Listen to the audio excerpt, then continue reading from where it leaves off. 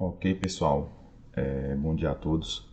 Conforme prometido para vocês na aula passada, eu fiquei de gravar esse vídeo para resolver o problema da seção 13.4, né, do Guidorize, problema 11. A gente começou a abordar esse problema em sala de aula, né, e aí não conseguimos ali no tempo da aula apresentar a solução adequada. Então eu vou fazer isso hoje. Eu não copiei aqui o enunciado do problema, mas o problema basicamente ele diz o seguinte: ele te dá uma função f de xy igual a 4x² mais y², que na aula nós vimos, né, eu comentei com vocês que essa função ela possui um gráfico que é um paraboloide elíptico, que eu já desenhei aqui em R3, certo? E aí ele afirma o seguinte, olha, ele chama de P o ponto que vai descrever a trajetória de uma curva, né, de uma curva que eu chamei aqui de gama, certo? E essa trajetória, ela tem a peculiaridade de que toda vez que eu traço a reta tangente dessa curva, né, e intercepto aqui o plano XY, esse ângulo é máximo. Né? E qual que tinha sido a nossa dificuldade lá na sala de aula? É interpretar exatamente o que significava esse ângulo máximo. Qual foi a dificuldade, né? A dificuldade foi eu enxergar, né, que essa curva aqui que a gente estava trabalhando, no momento ali da aula eu estava pensando ali em estar trabalhando com curvas em R2, e aí eu estava tentando parametrizar a curva em R2 e de fato não tem sentido, né? Se a curva ela está no gráfico, ela é uma curva de ela é uma curva que está em R3. Então, por isso que eu representei aqui gama de t igual a x de t, y de t. E aqui tem que ser f de x de t, y de t, porque para que pertença, né, ao gráfico. Né? Se eu quero que pertença ao gráfico da função f, então a terceira coordenada, a coordenada z, tem que coincidir com o valor da função. Certo? Como que a gente interpreta essa informação de que o ângulo tem que ser um ângulo máximo? Bom, pensa aqui comigo. Se a gente vai traçar aqui uma tangente, né, a partir dessa linha vermelha aqui, que para mim é a curva gama. Se eu quero que esse ângulo seja máximo, então quanto mais alto eu estiver, né, quanto mais alto eu estiver, mais inclinado vai ser essa minha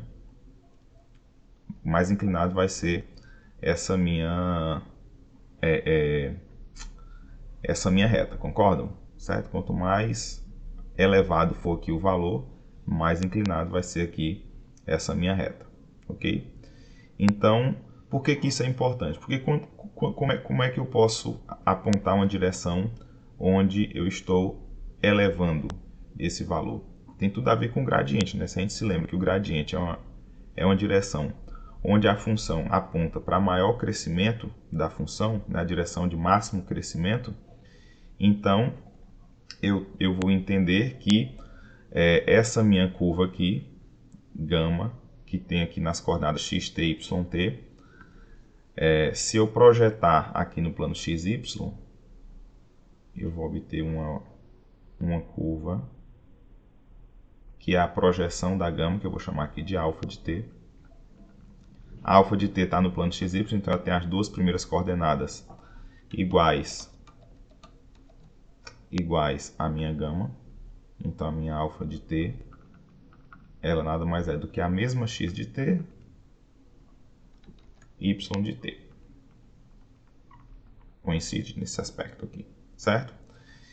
E a direção da alfa, ela é dada pelo vetor gradiente. Então, por exemplo, nesse ponto aqui, que é o ponto em questão que ele pede para a gente avaliar, né? Aqui em cima, ele é o ponto de coordenadas 1 e 5. Né? Coloquei aqui f de xy igual a 5 para representar justamente a elipse que a gente obtém aqui na curva de nível 5. Então, projetando, ele é o ponto aqui de coordenadas 1 e 1. Então, nesse ponto aqui, né, qual que é a direção dessa minha curva alfa? A fim de que o ângulo seja máximo, a inclinação deve ser máxima, então o valor funcional da função deve ser máximo, portanto eu estou tomando aqui a direção do gradiente. Então nesse ponto aqui, essa direção aqui tem que ser o gradiente de f. Aliás, eu vou pegar aqui, a cor preta é melhor. Aqui tem que ser o gradiente de f no ponto de coordenadas 1 e 1. Certo? Então, nesse ponto aqui, é esse meu vetor. Em um ponto arbitrário, eu vou ter sempre gradiente de f de xy. Então, aqui eu peguei aqui o ponto 1, 1, porque é o ponto que a gente vai ter por base para determinar essa curva alfa. Mas aqui, de maneira geral, o que a gente pede é que num ponto qualquer, esse gradiente aqui, então, ele venha a coincidir com o quê? Ele venha a coincidir com o vetor tangente da minha curva. Não necessariamente coincidir, né? Aquilo que a gente já comentou em sala de aula. Ele tem que ser paralelo, tá? Mas, como eu posso representar uma curva por mais de uma expressão, por mais de uma parametrização, eu posso pedir sem nenhum problema, não seria nenhum exagero pedir que o vetor tangente da curva sempre fosse o gradiente da função nesse ponto. Então, esse é o nosso ponto de partida, é isso que a gente precisava ter entendido para resolver a questão, tá? Então, o que a gente precisa? A gente precisa que o gradiente de f de xy seja proporcional, seja paralelo, né, múltiplo. Eu vou pedir aqui que seja exatamente igual, tá? Não tem nada de mais em pedir isso. Exatamente igual à minha curva, a derivada da minha curva. O vetor diretor da minha curva ele é igual ao vetor gradiente. Essa é a condição que ele me dá, né? E eu tenho que determinar qual é a curva que satisfaz isso, certo? Então vamos lá. Para isso, basta a gente usar a definição aqui, né, da derivada de uma curva, que é, vou escrever a curva aqui na frente, tá? X' de t, y' de t. E do lado do gradiente, como a gente tem a expressão da função f, aqui é a derivada parcial em relação a x, como tem 4x² mais y², a derivada em relação a x vai ser 8x, e a derivada em relação a y vai ser 2y. Pronto, isso nos leva a um sistema que é x' igual a 8x e y' igual a 2y. Esse ponto aqui, pessoal, nos remete, né, a uma equação diferencial ordinária de primeira ordem. Né? Tem todo um tratamento para isso, que a gente poderia encaixar aqui, né, como equação linear, ou então como equação separável, né, ficaria ainda mais simples enxergar dessa forma. Mas aqui nós estamos no cálculo diferencial 2, então a gente presume que vocês ainda não viram o EDO, evidentemente, né? Certo? Então, como que eu vou entender a solução aqui desse problema? Né? Mesmo não sabendo EDO, é possível determinar a solução. Eu estou procurando uma função cuja derivada dela seja ela mesma vezes 8, e eu estou procurando uma função cuja derivada dela seja ela mesma vezes 2. Né? Então, se a gente pensar bem, uma função que satisfaz isso daqui é a função e elevado a 8t. Né? Por quê? A exponencial ela tem a propriedade que a derivada dela é ela mesma. Quando eu coloco aqui uma constante multiplicando a exponencial e eu derivo essa exponencial, quem que é a derivada dela? A derivada dela é ela mesma vezes a derivada de dentro. A derivada de dentro é a constante, que é 8. Então, x igual a e elevado a 8t satisfaz essa propriedade aqui, né, de que a derivada dela é ela mesma vezes 8. Já no caso aqui da y, né, como a constante muda para 2, então eu tenho y igual a e elevado a 2t. Deriva, usa a regra da cadeia, né, se você for fazer aqui a derivada dessa expressão aqui pela regra da cadeia, seria o quê? Ela mesma, e elevado a 2t, vezes a derivada de dentro, vezes 2. Então dá exatamente ela vezes 2, que é o que a gente precisa, tá? Ok, se a gente prestar atenção, para ficar ainda mais simples a expressão, eu posso reescrever e elevado a 8t como sendo e elevado a 2t elevado a quarta potência, né? Porque potência de potência, 2 vezes 4 dá 8, então eu volto para cá. Então, se eu quiser simplificar, para não ficar com uma curva que depende da exponencial, eu posso simplificar da seguinte forma. Eu chamo isso aqui de uma S. Então, em função dessa minha S, que é e elevado a t, e elevado a 2t, isso aqui seria S a quarta. Então, ao invés de escrever a minha curva alfa em função de t, com esse t, né, me obrigando a escrever e elevado a 2t ou e elevado a 8t, eu posso simplesmente escrever a minha alfa em função de S, certo? Como sendo o x, S a quarta. Oh, peraí que não está aparecendo aqui para vocês, né? Tem que escrever aqui em cima. A tela não mostra tudo aqui, a tela é um pouquinho limitada. Só um momento. S a quarta, apaguei aqui sem querer. Então vou escrever aqui em cima. Isso aqui dá para enxergar. Então aqui fica alfa de t, portanto, no caso aqui alfa de S, igual a S a quarta, S. Né? Ou se você quisesse, né, poderia ter deixado, né? Alfa de t igual a E elevado a 8t, E elevado a 2t. Mas eu quero evitar trabalhar com a exponencial, então por meio dessa mudança de variável eu fico com S a quarta S.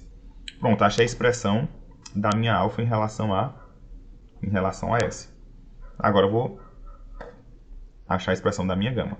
Se essa é a minha alfa, então como é que vai ficar a minha gama? A minha gama também de S. A minha gama também de S. Ela é igual a S a quarta, S. E agora seria o quê? F de x de t e y de t. Então o meu x é S a quarta, o meu y é S. Como eu vou substituir aqui, né, nessa expressão aqui da minha f, então vai ficar 4 vezes S a quarta ao quadrado mais S ao quadrado.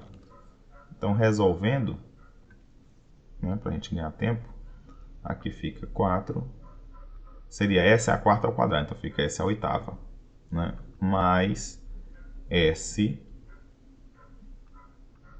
ao quadrado, certo? Já que o y estou substituindo por S e o x estou substituindo por S a quarta. Pronto.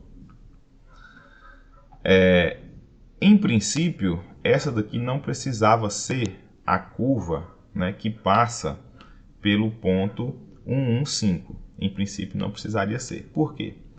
Porque quando a gente integra aqui, né, aqui o que a gente fez basicamente foi uma integração para chegar nessa x igual a 8t, em princípio teria uma constante aqui.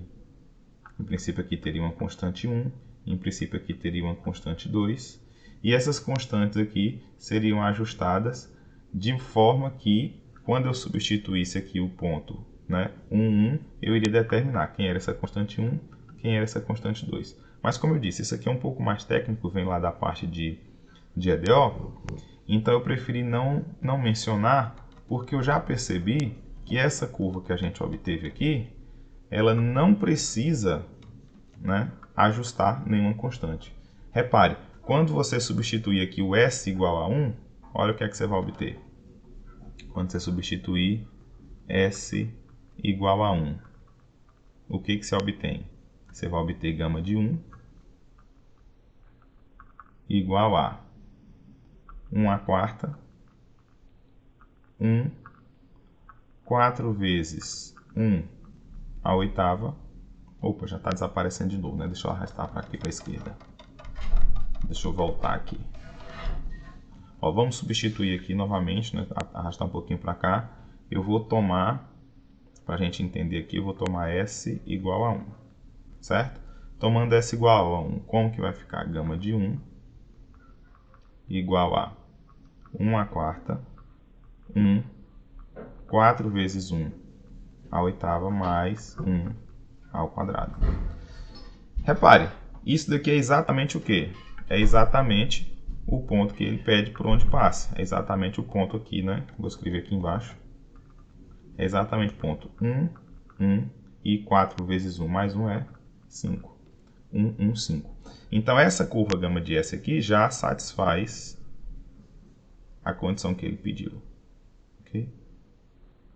Então, eu já tomei aqui, não precisou colocar nenhuma constante 1, constante 2 e tal, não precisou, já deu certinho, tá? Acho que ele pegou justamente assim, porque como não estudamos EDO nem até aqui, então acho que o Guidoris também pegou esse exemplo já para obter a curva direto com a constante igual a zero, para a gente também não ter esse trabalho.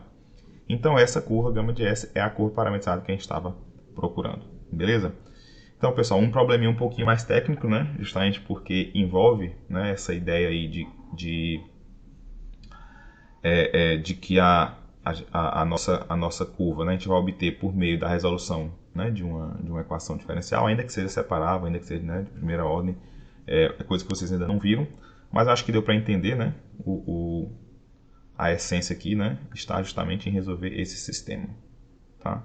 E foi essa interpretação que nos faltou no momento da aula, né, entender que a curva ela estava em R3 e que, portanto, para obter esse ângulo máximo, eu teria, né, que considerar que o vetor diretor da projeção da curva seria exatamente o que? Seria o gradiente. E aí, por meio disso, eu chegaria nesse sistema e resolvendo, a gente chega na expressão, né, faz a mudança de variável, a gente chega na expressão da curva gama de S desejada, ok?